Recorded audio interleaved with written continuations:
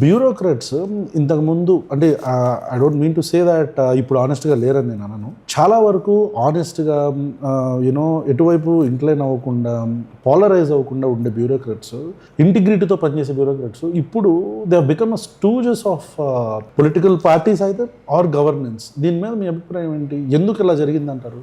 ఎందుకు ఇలా అవుతున్నారంటారు? ఫేవరెటిజం అనేది మొదటి నుంచి ఉండేది. నేను ఉద్యోగంలో జాయిన్ అయినప్పటి నుంచి ఉండేది. కాకపోతే చాలా చిన్న స్థాయిలో కనపడేది. కరప్షన్ కూడా అంటారా, చిన్న స్థాయిలో ఉండేది, లేకుండా ఎప్పుడూ లేదు. కాకపోతే ఇప్పుడు డబ్బు పరిమాణం పెరగడం వల్ల, ఈ 91 రిఫార్మ్స్ తర్వాత డబ్బు పరిమాణం పెరగడం వల్ల అవినీతి స్థాయి కూడా పెరిగింది.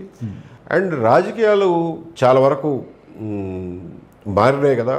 సో ఈ డబ్బు ఇన్ఫ్లుయెన్స్ వల్ల కానివ్వండి, దేనివల్ల అయితే కానివ్వండి, రాజకీయాల క్యారెక్టర్ కూడా మారింది. దీనికి ఇలా మారటానికి ఎవరు అంటే రాజకీయాల క్యారెక్టర్ కాదు, బ్యూరోక్రాట్స్ ఇట్లా ఇదవటానికి రాజకీయ నాయకులు కారణం అంటారు, లేకపోతే బ్యూరోక్రాట్స్ దెమ్సెల్ఫ్ అంటారు? రాజకీయ నాయకులు ఇనిషియేట్ చేస్తారు, దానికి లొంగిపోయే బ్యూరోక్రాట్స్ లొంగిపోతారు.